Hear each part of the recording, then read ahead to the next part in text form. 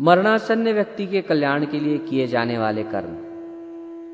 श्री कृष्ण गरुड़ जी से कहते हैं, आपने मनुष्यों के हित में बहुत ही महत्वपूर्ण बात पूछी है, जिसको देवतागण योगी जन भी नहीं देख सके, जो गुम्हाति गुम्य है, उसे मैं बता रहा हूं। पुत्र की महिमा बताते हुए भगवान कहते हैं, यदि मनुष्य को मोक्ष नहीं मिलता है तो पुत्र नरक से उसका उद्धार कर देता है। पुत्र और पौत्र को मरे हुए प्राणी को कंधा देना चाहिए तथा उसका यथाविधान अग्निदाह करना चाहिए। सबसे पहले गोबर से भूमि को लीपना चाहिए, तदनंतर जल की रेखा से मंडल बनाना चाहिए। इसके बाद उस स्थान पर तिल और कुश बिछाकर मरणासन्न व्यक्ति को कुशासन पर सुला देना चाहिए तथा उसके मुख में स्वर्ण आदि पंचरत्न डालना चाहिए। ये सब कार्य करने से वो प्राणी अपने समस्त पापों को जलाकर पाप मुक्त हो जाता है। भूमि पर मंडल बनाने का अत्यधिक महत्व बताया गया है। भूमि पर बनाए गए ऐसे मंडल में ब्रह्मा, विष्णु, रुद्र, लक्ष्मी तथा अग्नि आदि देवता विराजमान हो जाते हैं। अतः मंडल का निर्माण अवश्य करना चाहिए। मंडल विहीन भूमि पर प्राण त्याग करने पर उसे अन्य योनि प्राप्त नहीं होती। उसकी जीवात्मा वायु के साथ भटकती रहती है। तिल और कुश की महत्ता बताते हुए भगवान कहते हैं कि हे गरुड़, तिल मेरे पसीने से उत्पन्न हुए हैं, अतः तिल बहुत ही पवित्र हैं। तिल का प्रयोग करने पर असुर, दानव और दैत्य भाग जाते हैं। एक ही तिल का दान स्वर्ण के 32 सेर तिल के बराबर है। तर्पण दान एवं होम में दिया गया तिल का दान अक्षय होता है।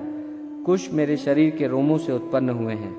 कुश के मूल में ब्रह्मा है, मध्य में विष्णु तथा अग्रभाग में शिव को जानना चाहिए। ये तीनों देव कुश में प्रतिष्ठित माने गए हैं। इसलिए देवताओं की तृप्ति के लिए मुख्य रूप से कुश की और पितरों की तृप्ति के लिए तिल की आवश्यकता होती है। देवताओं और पितरों की तृप्ति ही विश्व की तृप्ति में हेतु है।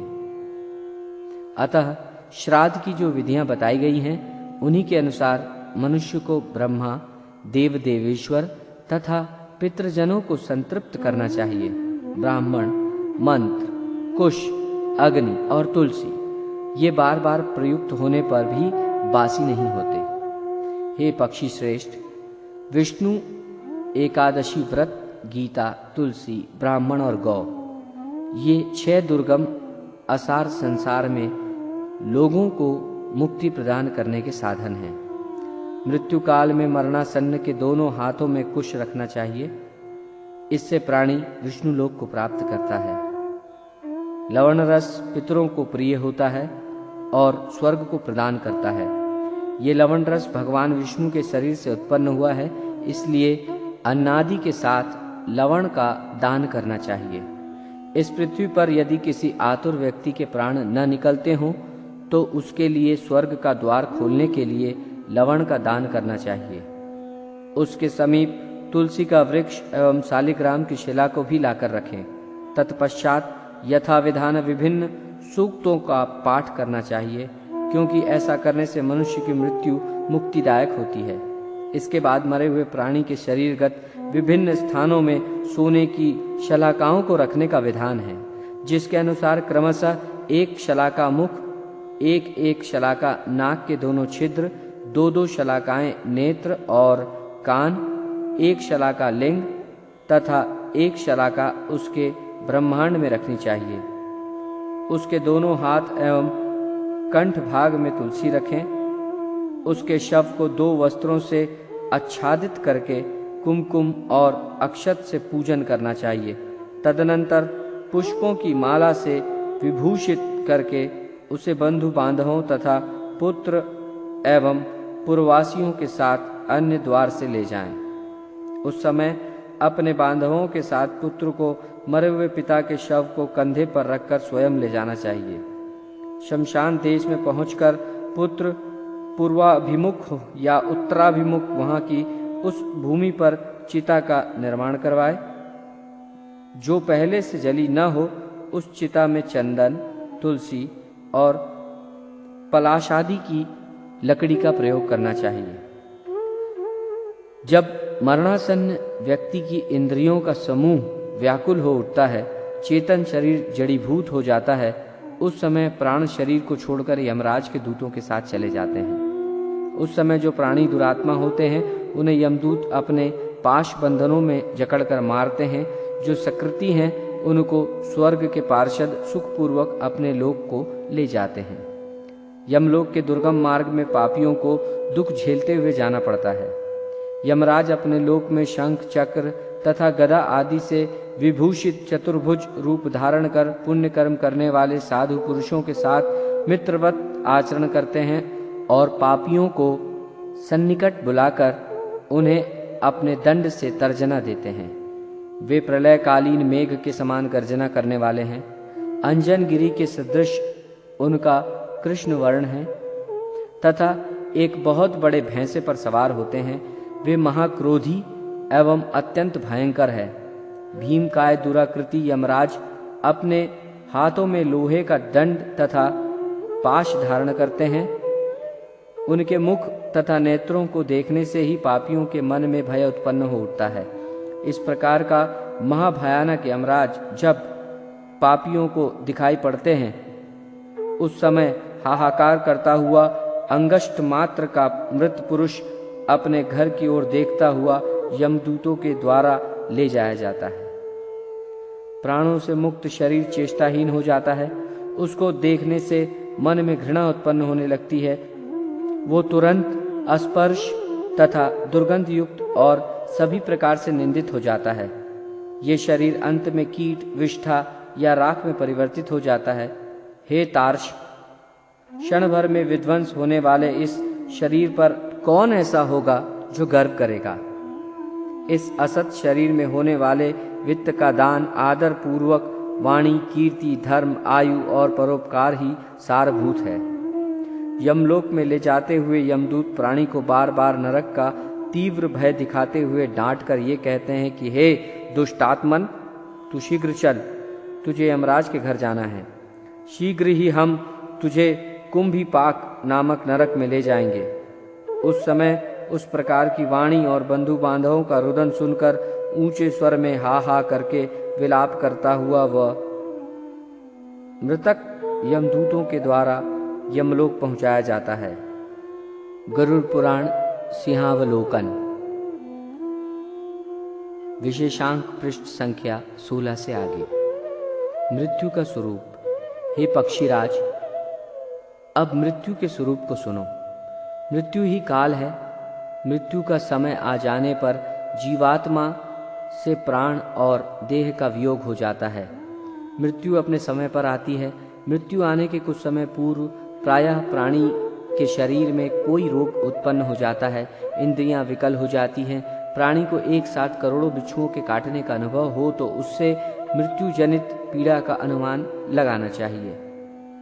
उसके बाद ही चेतना समाप्त हो जाती है, जड़ता आ जाती है। तदनंतर समीप आकर खड़े यमदूत उसके प्राणों को बलात् अपनी ओर खींचना शुरू कर देते हैं। उस समय प्राण कंठ में आ जाते हैं। उसके बाद शरीर के भीतर विद्यमान रहने वाला ये अंगुष्ठ परिमाण का पुरुष अपने घर को देखता हुआ यमदूतों के द्वारा परलोक ले जाया जाता है। परंतु भक्त जनों एवं भोग से अनासक्त जनों की अधोगति का निरोध करने वाला वायु ऊर्ध्व गति वाला हो जाता है। जो लोग झूठ नहीं बोलते हैं, जो प्रीति का भेदन नहीं करते, आस्तिक एवं श्रद्धावान हैं, जो काम, ईर्ष्या और द्वेष के कारण स्वधर्म का परित्याग नहीं करते, सदाचारी और सौम्य होते हैं, वे सब निश्चित ही सुखपूर्वक मरते हैं। जो झूठी गवाही करने वाले, असत्यभाषी, विश्वासघाती और वेद निंदक हैं, वे मूर्छा रूपी मृत्यु को प्राप्त करते हैं। उनको ले जाने वाले के लिए लाठी एवं मुग्दर से युक्त, दुर्गंध से भरपूर एवं भयभीत करने वाले दुरात्मा यमदूत आते हैं।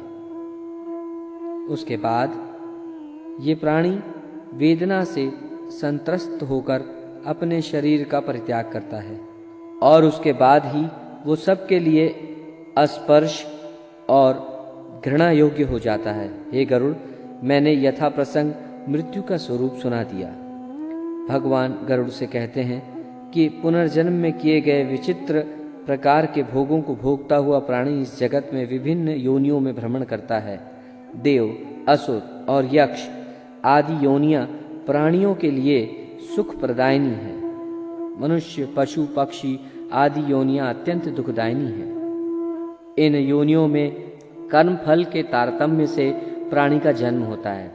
इसी प्रसंग में भगवान ने कर्म विपाक का वर्णन करते हुए प्राणी के विभिन्न प्राणों के परिणाम स्वरूप जिन जिन योनियों में जन्म होता है उसका विस्तृत वर्णन किया है। नरकों का वर्णन।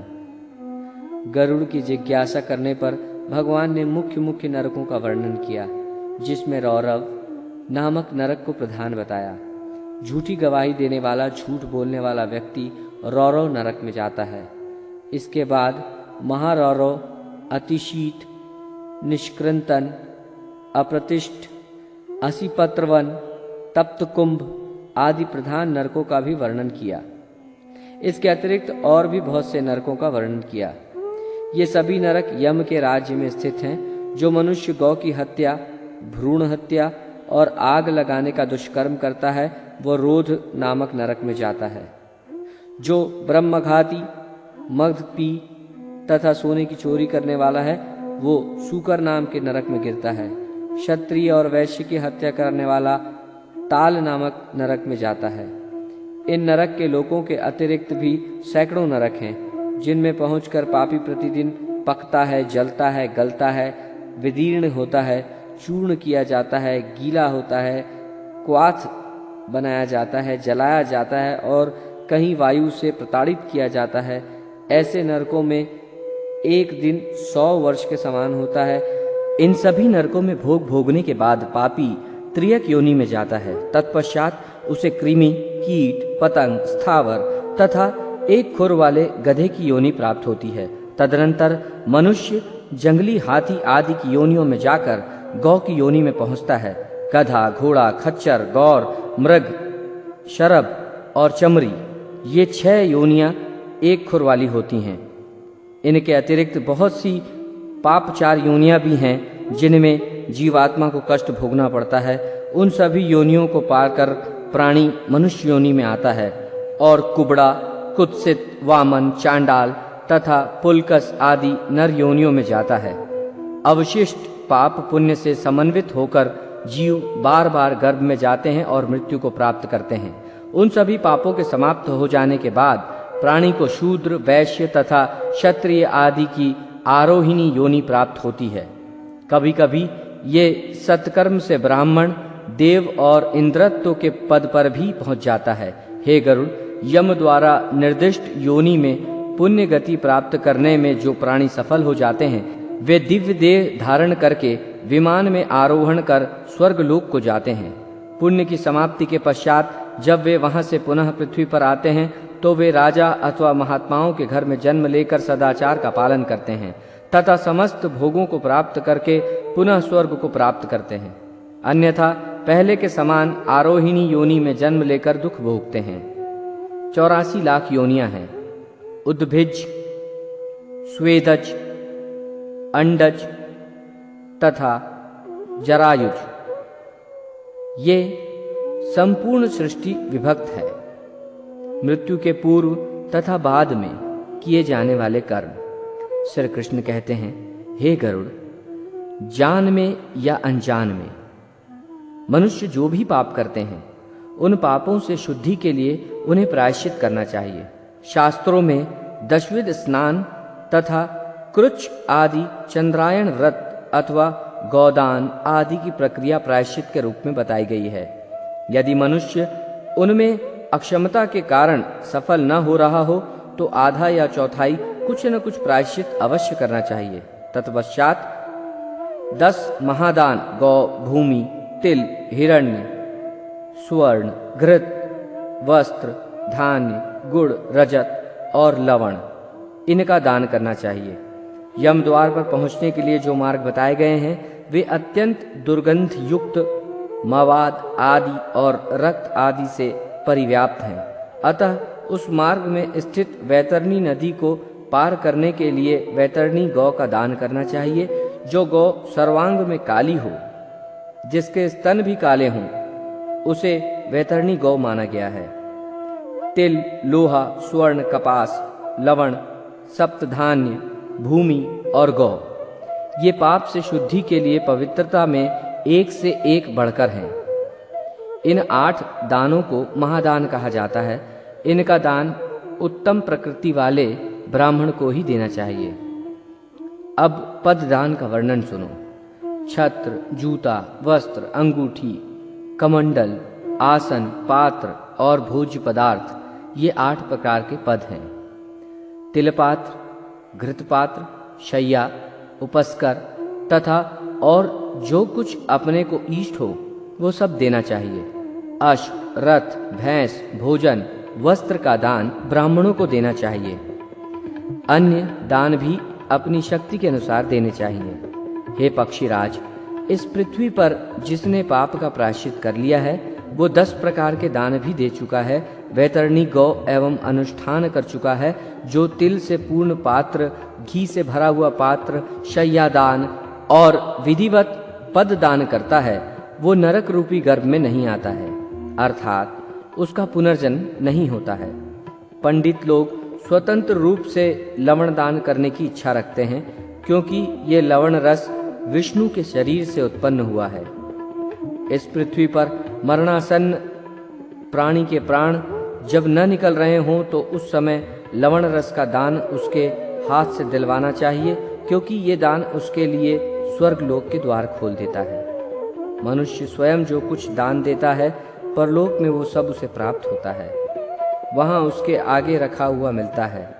हे पक्षिण, जिसने यथाविधि अपने पापों का प्रायश्चित कर लिया है वही पुरुष है, वही अपने पापों को भस्मात करके स्वर्गलोक में सुखपूर्वक निवास करता है। हे खगराज, गौ का दूध अमृत है, इसलिए जो मनुष्य दूध देने वाली गौ का दान देता है वो अमृतत्व को प्राप्त करता है। उपयुक्त तिलादिक 8 प्रकार के दान देकर प्राणी गंधर्व लोक में निवास करता है। यमलोक का मार्ग अत्यधिक भीषण ताप से युक्त है, अतः छत्र दान करना चाहिए। छत्र दान करने से मार्ग में सुख प्रदान करने वाली छाया प्राप्त होती है। जो मनुष्य इस जन्म में पादुकाओं का दान देता है वो असीपत्र वन के मार्ग को घोड़े पर सवार होकर सुखपूर्वक पार करता है। भोजन और आसन देने से प्राणी को परलोक गमन के मार्ग में सुख का उपभोग प्राप्त होता है।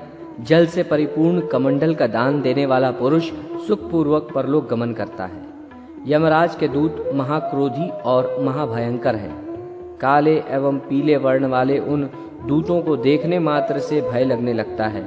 उदारता पूर्वक वस्त्र, आभूषण आदि का दान करने से वे यमदूत प्राणी को कष्ट नहीं देते। तिल से भरे हुए पात्र का जो दान ब्राह्मण को किया जाता है वो मनुष्य के मन, वाणी और शरीर के द्वारा किए गए त्रिविध पापों का विनाश कर देता है। मनुष्य घृतपात्र का दान करने से रुद्रलोक को प्राप्त करता है। ब्राह्मण को सभी साधनों से युक्त शैया का दान करके मनुष्य स्वर्गलोक में नाना प्रकार की अप्सराओं से युक्त विमान में चढ़कर 60,000 वर्ष तक अमरावती में क्रीड़ा करके इंद्रलोक के भोग भोगने के बाद पुनः वहां से गिरकर इस पृथ्वीलोक में आकर राजा का पद प्राप्त करता है। जो मनुष्य काठी आदि उपकरणों से सजे धजे दोष रहित जवान घोड़ों का दान ब्राह्मण को देता है उसको स्वर्ग की प्राप्ति होती है। हे खगेश, दान में दिए गए इस घोड़े के शरीर में जितने रोए होते हैं उतने वर्ष स्वर्ण के लोकों का भोग दानदाता को प्राप्त होता है।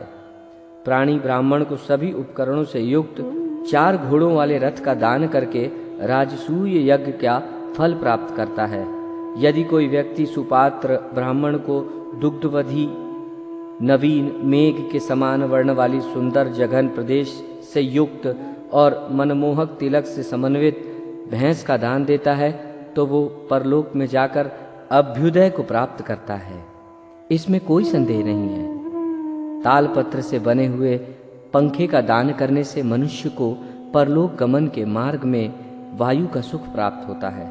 वस्त्र दान करने से व्यक्ति परलोक में शोभा संपन्न शरीर और उस लोक के वैभव से संपन्न हो जाता है जो प्राणी ब्राह्मण को रस, अन्न तथा अन्य सामग्रियों से युक्त घर का दान देता है, उसके वंश का कभी विनाश नहीं होता, वो स्वयं स्वर्ग का सुख प्राप्त करता है।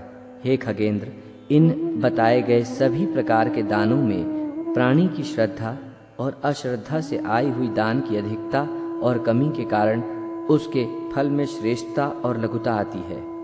यदि मृत्यु के समीप पहुंचे हुए मनुष्य को लोग किसी पवित्र तीर्थ में ले जाते हैं और उसकी मृत्यु उसी तीर्थ में हो जाती है, तो उसको मुक्ति प्राप्त होती है। और यदि प्राणी मार्ग के बीच में ही मर जाता है तो भी मुक्ति को प्राप्त करता ही है। साथ ही उसको तीर्थ तक ले जाने वाले लोग पग पग पर यज्ञ करने के समान फल प्राप्त करते हैं। हे द्विज, मृत्यु के निकट आ जाने पर जो मनुष्य विधिवत उपवास करता है, वो भी मृत्यु के पश्चात पुनः इस संसार में नहीं लौटता। हे खगेश, मृत्यु के सन्निकट होने पर कौन सा दान करना चाहिए? इस प्रश्न का उत्तर मैंने बता दिया है। मृत्यु और दाह के बीच मनुष्य के क्या कर्तव्य हैं? इस प्रश्न का उत्तर अब तुम सुनो। व्यक्ति को मरा हुआ जान करके उसके पुत्रादि परिजनों को चाहिए कि वे सभी स्नान करके शव को शुद्ध जल से स्नान कराकर नवीन वस्त्र से आच्छादित करें। तदनंतर उसके शरीर पे चंदन आदि सुगंधित पदार्थों का अनुलेप करें। दाह संस्कार के अंतर्गत 6 पिंड देने की विधि है। पहला पिंड मृत्यु स्थान पर, दूसरा द्वार पर, तीसरा चौराहे पर और चौथा विश्राम स्थान, पांचवा काष्ठ चयन और छठा अस्थि संचयन के समय। ये 6 पिंडदान के स्थान हैं। सभी बंधु बांधवों को शमशान भूमि में शव को ले जाना चाहिए तथा वहां शव को दक्षिण दिशा की ओर सिर करके स्थापित करना चाहिए। दाह की क्रिया के लिए पुत्रादि परिजनों को स्वयं तृण, काष्ठ, तिल और घृत आदि ले जाना चाहिए। शूद्रों के द्वारा शमशान में पहुंचाई गई वस्तुओं से वहां किया गया संपूर्ण कर्म निष्फल हो जाता है। वहां पर सभी कर्म अपसव्य और दक्षिणाभिमुख होकर करना चाहिए। शवदाह के पूर्व 5 पिंडदान करने से शव में आहुति की योग्यता आ जाती है। किसी कारणवश उपयुक्त पिंड नहीं किए जाने पर शव राक्षसों के भक्षण योग्य हो जाता है। दाह कार्य में चांडाल के घर की अग्नि, चिता की अग्नि और पापी के घर की अग्नि का प्रयोग नहीं करना चाहिए। स्वच्छ भूमि पर अग्नि स्थापित कर क्रव्यादेव की विधिवत पूजा करके शव को चिता में जलाने का उपक्रम करना चाहिए। जब शव के शरीर का आधा भाग चिता में जल जाए तो उस समय कर्ता तिल मिश्रित घृत की आहुति चिता में जल रहे शव के ऊपर छोड़े। उसके बाद भाव विहीन होकर उस आत्मीय जन के लिए रोना चाहिए। उस कृत्य को करने से उस मृतक को अत्यधिक सुख प्राप्त होता है। दाह क्रिया करने के पश्चात अस्थि संचयन क्रिया करनी चाहिए। तदनंतर किसी जलाशय पर जाकर सभी परिजनों को सचैल स्नान करना चाहिए तथा दक्षिणाभिमुख होकर मृत प्राणी के लिए तिलयुक्त जलाग्नि देनी चाहिए। शवदाह तथा तिलांजलि के बाद मनुष्य को अश्रुपात नहीं करना चाहिए, क्योंकि उस समय रोते हुए अपने बंधु बांधवों के द्वारा आंख और मुंह से गिराए हुए आंसू और कफ का मृतक को पान करना पड़ता है। इसके बाद जीवन की क्षण भंगुरता की चर्चा करते हुए घर की ओर प्रस्थान करें, जिसमें स्त्रियां आगे आगे तथा पुरुष उनके पीछे पीछे चले। घर के द्वार पर पहुंचने पर नीम की पत्तियों को दांत से काटकर आचमन करें। बाद में घर में प्रवेश करें। पुत्र पौत्रादि तथा संगोत्री परिजन 10 रात्रियों का अशौच मनावें। इस अशौच काल में ब्रह्मचर्य व्रत का पालन करना चाहिए। पृथ्वी पर ही सोएं, अपना आसन अलग रखना चाहिए तथा किसी को स्पर्श नहीं करने देना चाहिए। इस काल में दान, अध्ययन एवं भोग विलास आदि कर्मों से दूर रहना चाहिए। अंगमर्दन और सिर धोना भी छोड़ देवें। अशौच की अवधि में मिट्टी के बने पात्र या पत्तल में भोजन करना चाहिए। इसके बाद 10 गात्र के अंतर्गत 10 पिंडदान आदि की प्रक्रिया बताई गई है। दाह संस्कार के समय 6 पिंड तथा 10 गात्र के 10 पिंड को मलिन षोडशी कहा गया है, जो मृत दिन से 10 दिन में पूर्ण होती है। 10 गात्र की प्रक्रिया में यह बताया गया है कि 9 दिन में मृत व्यक्ति का शरीर अपने अंगों से युक्त हो जाता है। 10वें पिंडदान से उस शरीर में पूर्णता, तृप्ति और भूख प्यास का उदय होता है।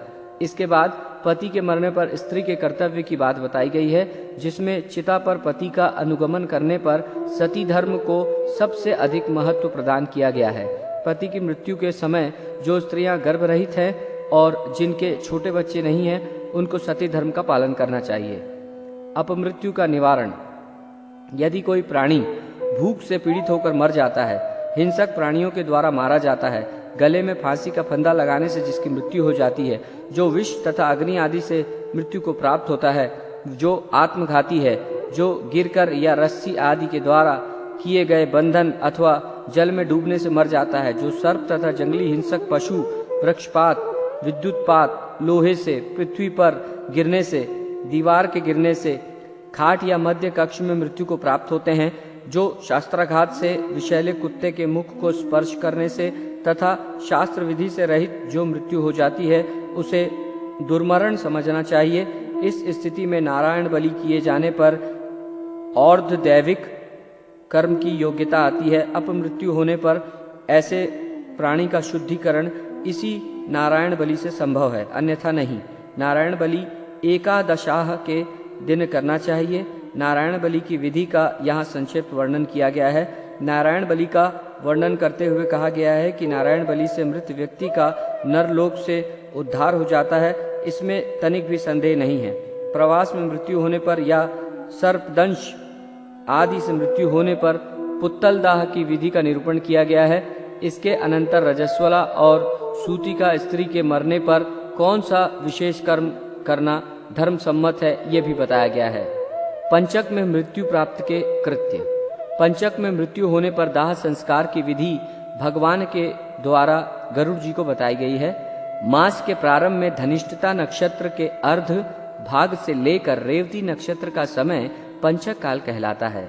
इसको सदैव दोषपूर्ण और अशुभ माना गया है। इसमें मरे हुए व्यक्ति का दाह संस्कार करना उचित नहीं है।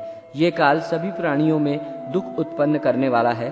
पंचक काल के समाप्त होने पर ही मृतक के सभी कर्म करने चाहिए, अन्यथा पुत्र एवं पारिवारिक जनों के लिए ये कष्टप्रद होता है। इन नक्षत्रों में मृतक का दाह संस्कार करने पर घर में किसी न किसी प्रकार की हानि होती है। पंचक में दाह संस्कार करना हो तो कुश के मानवाकार 4 पुतले बनाकर नक्षत्र मंत्रों से उनको अभिमंत्रित करके शव पर रख दे। तदनंतर उन्हीं पुतलों के साथ मृतक का दाह संस्कार करना चाहिए। अशौच के समाप्त हो जाने पर मृतक के पुत्रों द्वारा पंचक शांति भी करानी चाहिए। मृतक के पुत्रों को प्राणी के कल्याण हेतु तिल, गौ, स्वर्ण और घी का दान देना चाहिए। समस्त विघ्नों का विनाश करने के लिए ब्राह्मणों को भोजन, पादुका, छत्र, स्वर्ण मुद्रा और वस्त्र देना चाहिए। ये दान मृतक के समस्त पापों का विनाशक है। मलीन षोडशी के बाद मध्य षोडशी की विधि का वर्णन किया गया है। विष्णु से आरंभ करके विष्णु पर्यंत एकादश श्राद्ध तथा 5 देव श्राद्ध इस प्रकार षोडश श्राद्ध किए जाते हैं। इन्हीं का नाम मध्य षोडशी है। ये कृत्य एकादशाह को किया जाता है। इसी दिन वहीं पर वर्षोत्सर्ग भी करना चाहिए। जिस जीव का 11वें दिन वर्षोत्सर्ग नहीं होता है, सैकड़ों श्राद्ध करने पर भी उस जीव की प्रेतत्व से मुक्ति नहीं होती। अतः स्वजन की मृत्यु के पश्चात निश्चित ही वर्षोत्सर्ग करना चाहिए।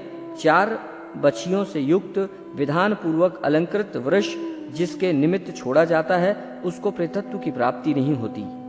यदि एकादशाह के दिन यथा विधान सांड उत्सर्ग करने के लिए उपलब्ध नहीं है, तो विद्वान ब्राह्मण को कुश या चावल के चूर्ण से ही सांड का निर्माण करके उसका उत्सर्ग करना चाहिए। जीवन काल में प्राणी को जो भी पदार्थ प्रिय रहा हो, उसका भी दान इसी एकादशाह श्राद्ध के दिन करना उचित है। इस दिन मरे हुए स्वजन को उद्देश्य बनाकर सैया, गौ आदि का दान भी करना चाहिए। इतना ही नहीं, इस प्रेत की क्षुधा शांति के लिए बहुत से ब्राह्मणों को भोजन भी कराना चाहिए। इसके बाद भगवान तृतीय षोडशी उत्तम षोडशी श्राद्ध का वर्णन करते हैं। प्रत्येक 12 मास के 12 पिंड, ऊनमासिक, त्रिपाक्षिक, ऊणषाढ़मासिक एवं उनाब्दिक, इन्हें मतभेद से तृतीय अथवा उत्तम षोडशी कहा जाता है। गरुड़ के पूछने पर भगवान ने कहा, हे खगराज, जब मनुष्य के मरने के बाद 1 वर्ष की महापथ की यात्रा करता है, तो वह पुत्र पौत्रादि के द्वारा सपिंडीकरण हो जाने पर पितृलोक में चला जाता है। इसलिए पुत्र को पिता का सपिंडीकरण अवश्य करना चाहिए। वर्ष के अंत में पितृपिंडों के साथ प्रेत पिंड का सम्मिलन हो जाने के बाद प्रेत परम गति को प्राप्त करता है। गृहस्थ पिता की मृत्यु होने पर यदि सपिंडीकरण श्राद्ध नहीं हुआ है तो किसी का विवाह संस्कार नहीं हो सकता।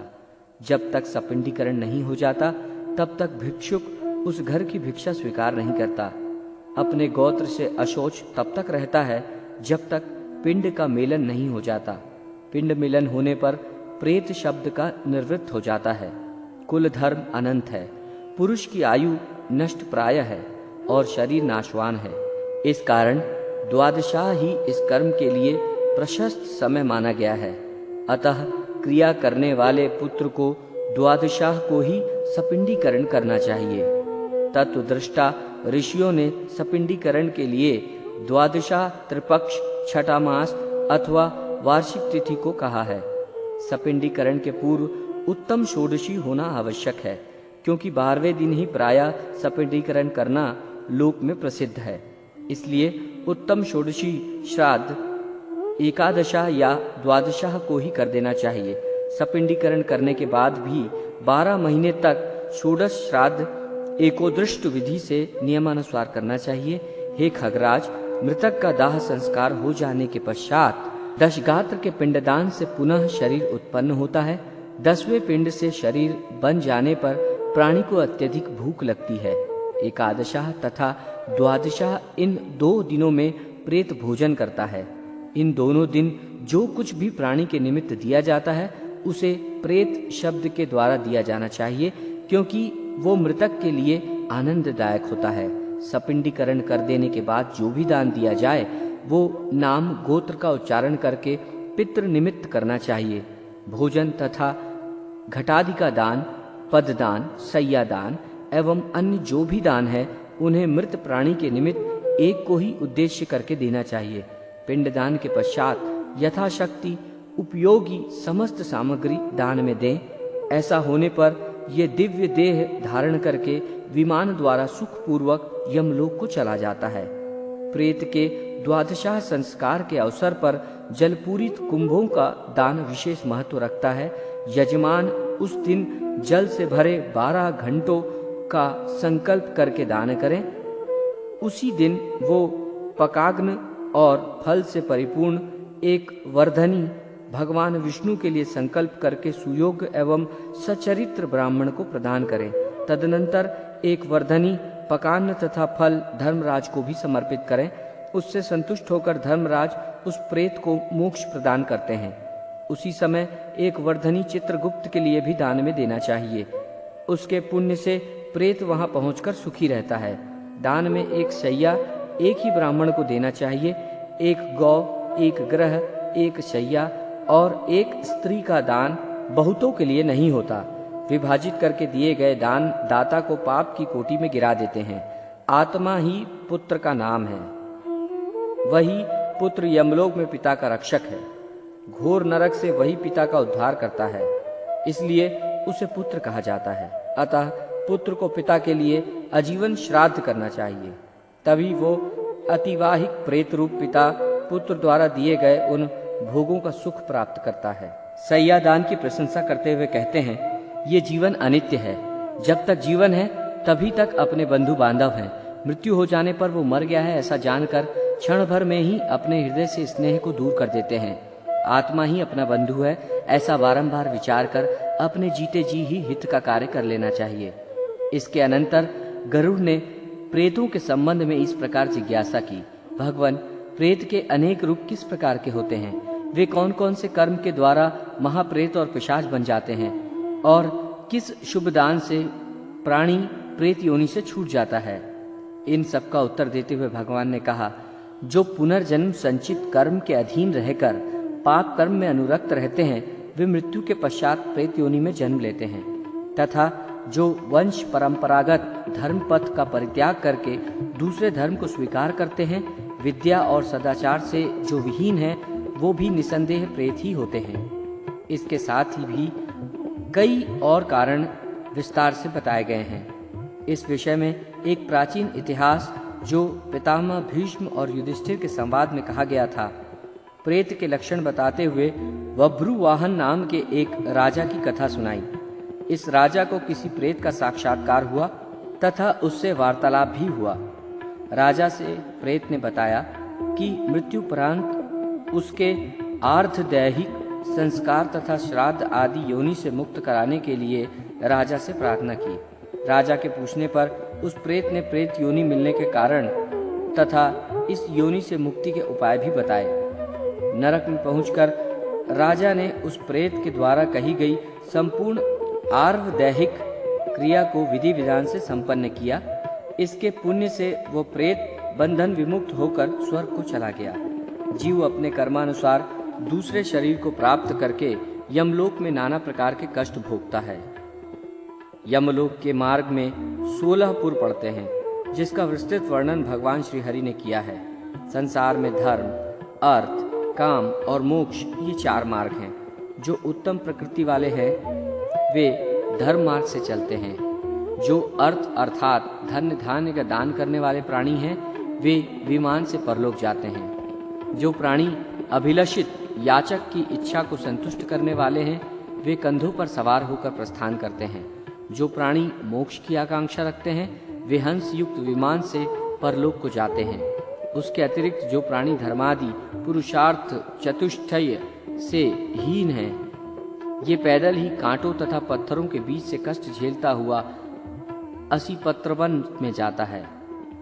इसके पश्चात श्री कृष्ण ने एक पुण्यशाली इतिहास का वर्णन किया जो महर्षि वशिष्ठ ने राजा वीरवाहन से कहा था। इसके अंतर्गत महर्षि वशिष्ठ ने धर्मवत्स नामक एक ब्राह्मण की कथा सुनाई तथा उसके पुनर्जन्म का एक शिक्षाप्रद कथानक भी प्रस्तुत किया, जिसमें लोमश ऋषि और वैश्य का संवाद है। ऋषि ने कहा, हे वैश्वर, ये मन अत्यंत बलवान है और नित्य ही विकार युक्त स्वभाव वाला है। तथापि जिस प्रकार पीलवान मतवाले हाथी को भी वश में कर लेते हैं, वैसे ही सत्य संगति से आलस्य रहित होकर साधन करने से, तीव्र भक्ति योग से तथा सद्विचार के द्वारा अपने मन को वश में कर लेना चाहिए। इस संबंध में नारद के पुनर्जन्म के जीवन वृत्त से जुड़ी हुई कथा भी ऋषि ने सुनाई, जिसका आशय था कि सत्संगति तथा भगवत भक्ति से विशुद्ध, निर्मल और शांत स्वभाव वाला मन सुखी हो जाता है। साधु संगति होने पर अनेक जन्मों में किया हुआ पाप भी शीघ्र ही उसी प्रकार विनष्ट हो जाता है जिस प्रकार शरत काल के आने पर वर्षा समाप्त हो जाती है। तदनंतर श्री कृष्ण ने सप्तसंतक नामक ब्राह्मण तथा 5 प्रेतों की कथा सुनाई, जिसमें सत्संगति तथा भगवत कृपा से 5 प्रेतों तथा ब्राह्मणों का उद्धार हो गया। श्राद्ध करने के अधिकारी। गरुड़ के पूछने पर आर्धदैहिक क्रिया के अधिकारी का वर्णन भगवान ने प्रस्तुत किया। मृत प्राणी का आर्धदैहिक कार्य पुत्र, पौत्र, प्रपौत्र, भाई, भाई की संतान अथवा सपिंड या जाति के लोग भी कर सकते हैं। इन सभी के अभाव में समानोदक संतान इस कार्य को करने का अधिकारी है। यदि दोनों कुलों के पुरुष समाप्त हो गए हों तो स्त्रियां इस कार्य को कर सकती है। जो लोग अपने सगे संबंधियों के द्वारा दिए गए श्राद्ध से संतुष्ट हो जाते हैं वे श्राद्धकर्ता को पुत्र, स्त्री और धन आदि के द्वारा तृप्त करते हैं। जीवित श्राद्ध का विधान। गरुड़ के ये पूछने पर कि हे देव, यदि उपयुक्त अधिकारियों में से एक भी न हो तो उस मनुष्य को क्या करना चाहिए? भगवान ने कहा, यदि कोई अधिकारी व्यक्ति न हो तो ऐसी स्थिति में मनुष्य को स्वयं अपने जीवन काल में ही जीवित श्राद्ध करना चाहिए। जीवित श्राद्ध की विधि पृष्ठ 408 में प्रस्तुत की गई है। गरुड़ की जिज्ञासा करने पर भगवान ने कहा, श्राद्ध के द्वारा प्रेत को जिस प्रकार तृप्ति होती है उसे सुनो। मनुष्य अपने कर्मानुसार यदि देवता हो जाता है तो श्राद्धान्न अमृत होकर उसे प्राप्त हो जाता है।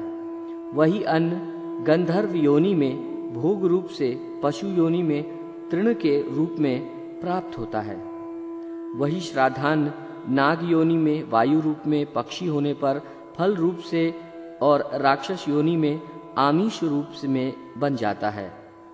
वही श्राद्धान्न दानव की योनि के लिए मांस, प्रेत के लिए रक्त, मनुष्य के लिए अन्न पादादि, बाल योनि के लिए भोगरस हो जाता है। पितर जिन योनियों में जिस आहार वाले होते हैं, श्राद्ध के द्वारा उन्हें वहां उसी प्रकार का आहार प्राप्त होता है।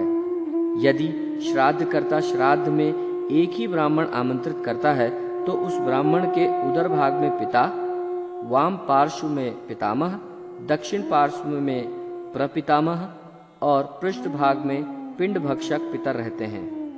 श्राद्ध काल में यमराज प्रेत तथा पितरों को यमलोक से मृत्युलोक के लिए मुक्त कर देते हैं। नरक भोगने वाले भूख प्यास से पीड़ित पितृजन अपने पुनर्जन्म के किए गए पाप का पश्चाताप करते हुए अपने पुत्र पौत्रों से मधु मिश्रित पायस की अभिलाषा करते हैं, अतः विधि पूर्वक पायस के द्वारा उन पितृगणों को तृप्त करना चाहिए। गरुड़ के इस प्रश्न के उत्तर में कि मृत्यु के बाद प्राणी को तत्काल दूसरे शरीर की प्राप्ति हो जाती है अथवा विलंब से उसको दूसरे शरीर में जाना पड़ता है, भगवान ने कहा, हे गरुड़, मृत्यु के पश्चात तुरंत और विलंब दोनों प्रकार से दूसरे शरीर में प्राणी प्रविष्ट होता है। शरीर के अंदर जो ज्योति स्वरूप जीवात्मा विद्यमान रहता है वो मृत्यु के बाद तुरंत ही वायवीय शरीर धारण कर लेता है। भूत प्रेत और पिशाचों का शरीर ऐसा ही कहा गया है। पुत्रादि के द्वारा दशगात्र के जो पिंडदान किए जाते हैं उससे पिंडज शरीर बनता है। उस पिंडज शरीर से वायवीय शरीर एकाकार हो जाता है। यदि पिंडज शरीर का साथ नहीं होता तो वायु शरीर कष्ट भोगता है।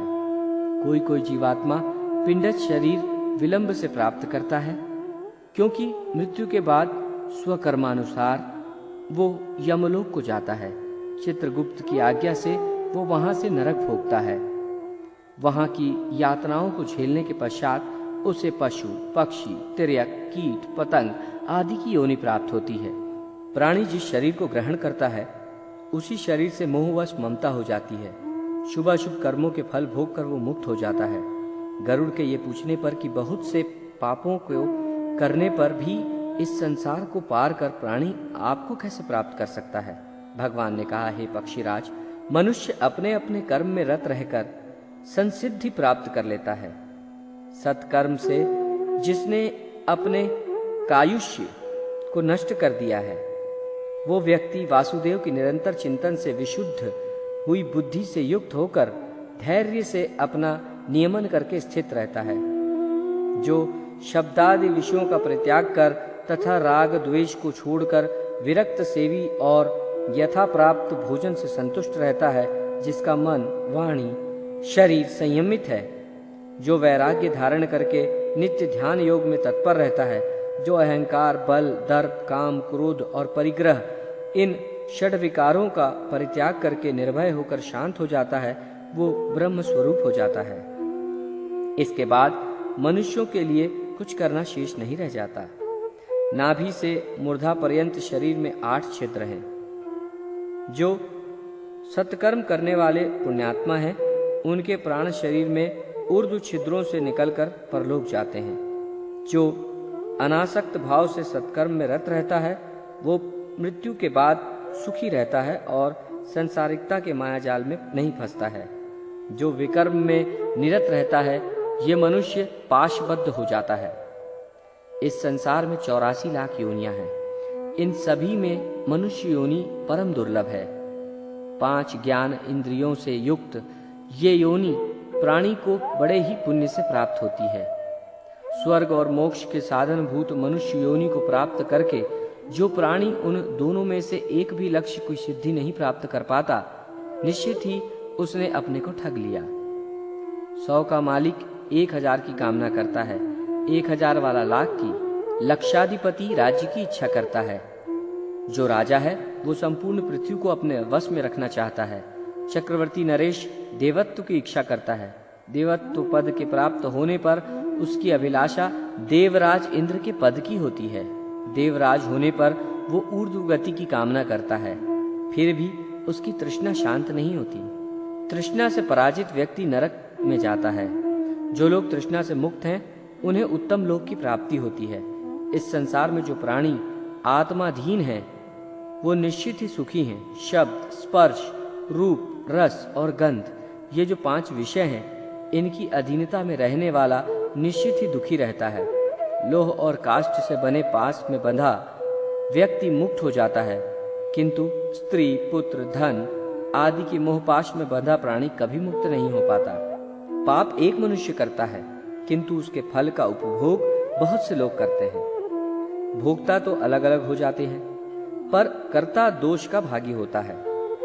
सबके देखते देखते मृत प्राणी सबको छोड़कर चला जाता है। इस मृत्यु लोक में प्राणी अकेला ही जन्मता है, अकेला ही मरता है और अकेला ही पाप पुण्य को भोग करता है। बंधु बांधव मरे हुए स्वजन के शरीर को पृथ्वी पर लकड़ी और मिट्टी के ढेले की भांति छोड़कर परामुख हो जाते हैं। धर्म ही उसका अनुसरण करता है। प्राणी का धन, वैभव घर में ही छूट जाता है। मित्र एवं बंधु बांधव शमशान में छूट जाते हैं। शरीर को अग्नि ले लेता है। पाप पुण्य ही उस जीवात्मा के साथ जाते हैं। मनुष्य ने जो भी शुभ या अशुभ कर्म किया है वो सर्वत्र उसी को भोगता है।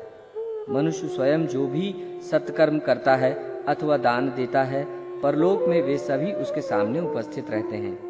दान में जो गौ, भूमि, स्वर्ण, वस्त्र, भोजन और पददान अपने हाथ से दिए जाते हैं, वे सभी जिस जिस योनि में व्यक्ति जाता है वहां वे दान उपस्थित रहते हैं। जब तक प्राणी का शरीर स्वस्थ रहे तब तक धर्म का सम्यक पालन करना चाहिए। अस्वस्थ होने पर दूसरों की प्रेरणा से भी वो कुछ नहीं कर पाता।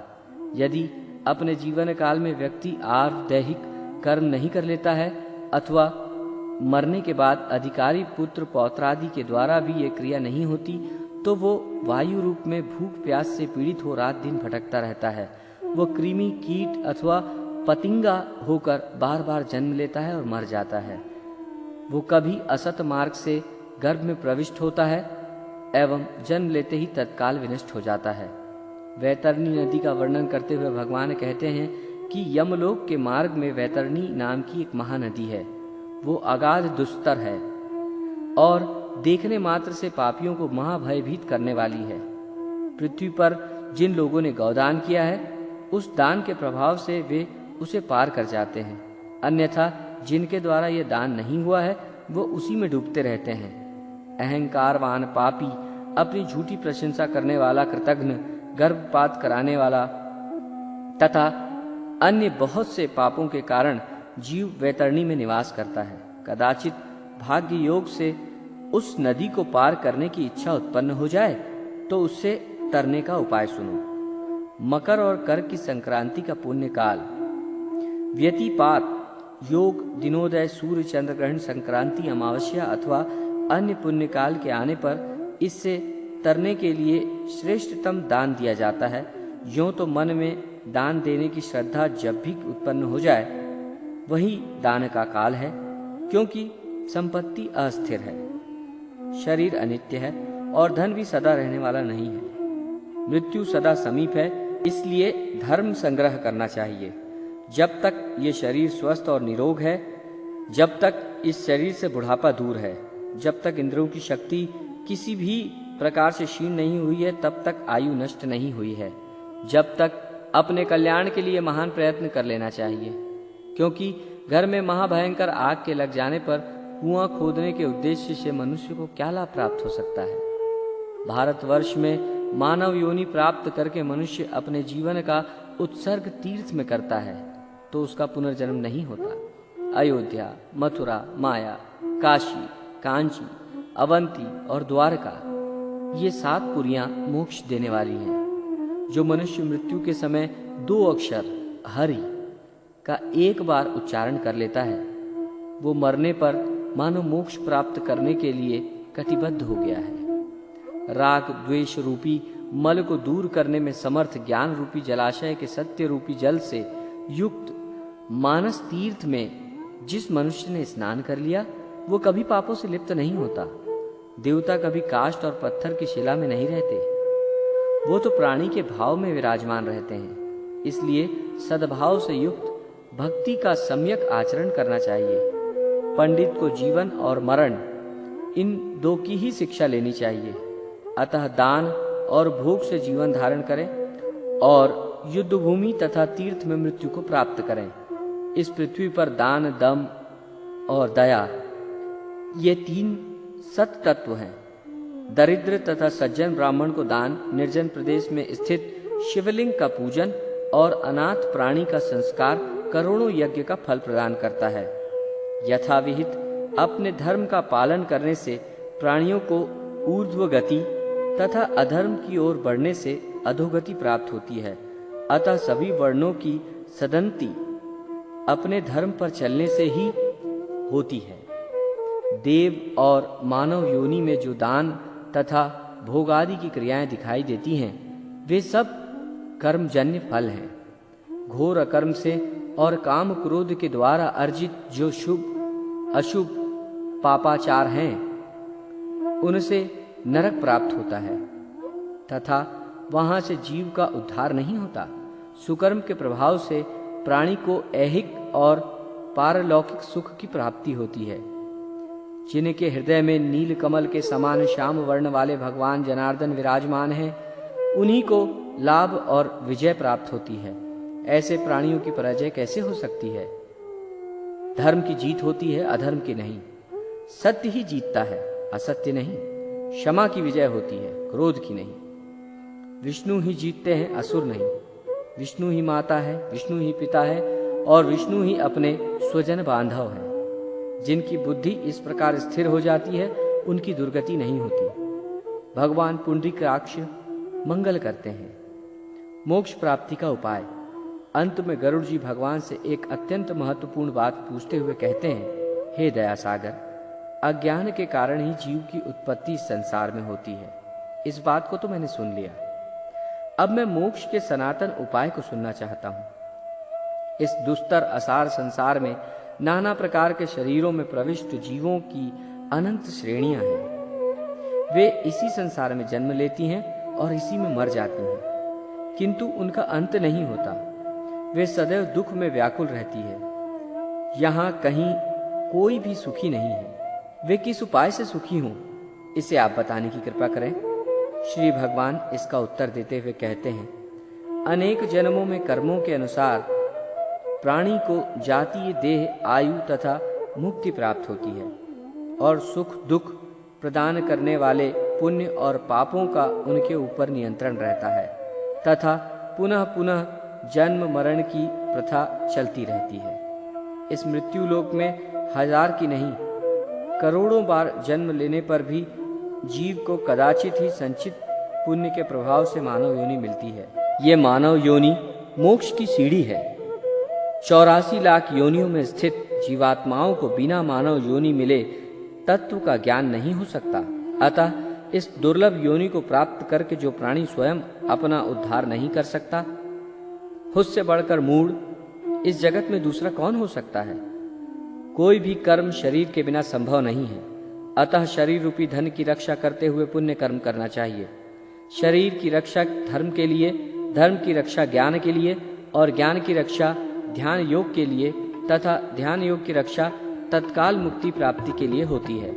यदि स्वयं ही अहितकारी कार्यों से अपने को दूर नहीं कर सकते हैं, तो अन्य कोई दूसरा कौन हितकारी होगा जो आत्मा को सुख प्रदान करेगा? जैसे फूटे हुए घड़े का जल धीरे धीरे बह जाता है, उसी प्रकार आयु भी क्षीण होती है। जब तक ये शरीर स्वस्थ है, तब तक ही तत्व ज्ञान की प्राप्ति के लिए सम्यक प्रयत्न करता रहना चाहिए। 100 वर्ष का जीवन अत्यल्प है। इससे भी आधा निद्रा तथा आलस्य में चला जाता है। इसके साथ ही कितना समय बाल्यावस्था, रुग्णावस्था, वृद्धावस्था तथा अनान्य दुखों में व्यतीत हो जाता है। इसके बाद जो थोड़ा सा बच जाता है, वो भी निष्फल हो जाता है। अपने हित अहितकों को न जानते हुए जो नित्य कुपथगामी हैं, जिनका लक्ष्य मात्र पेट भरना है, वे मनुष्य नारकीय प्राणी हैं। अज्ञान से मोहित होकर प्राणी अपने शरीर, धन एवं स्त्री आदि से अनुरक्त होकर जन्म लेते हैं और मर जाते हैं। अतः व्यक्ति को उनकी बढ़ी हुई अपनी आसक्ति का परित्याग करना चाहिए।